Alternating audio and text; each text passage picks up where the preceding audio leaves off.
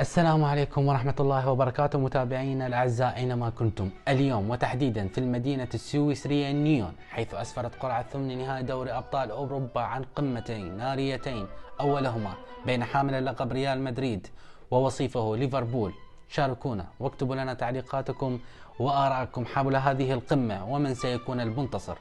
بينما أسفرت القمة النارية الثانية بين باريس سان جيرمان الذي فقد صدارته وصدارة مجموعته لصالح بنفيكا المتوهج هذا الموسم، سيجد نفسه في قمة نارية أمام بايرن ميونخ. شاركونا واكتبوا لنا تعليقاتكم، هل هي عقدة باريس سان جيرمان أم سيتخطاها؟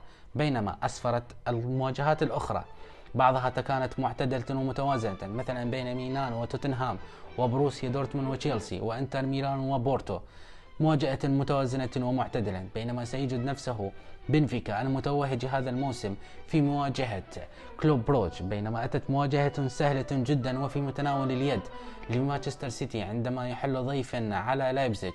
بينما سيجد نفسه نابولي في مواجهة مهمة ونارية أيضا بينه وبين أينتراخت فرانكفورت. اكتبوا لنا تعليقاتكم وتوقعاتكم ومن سيصل إلى النهاية. شكرا لكم ودمتم سالمين.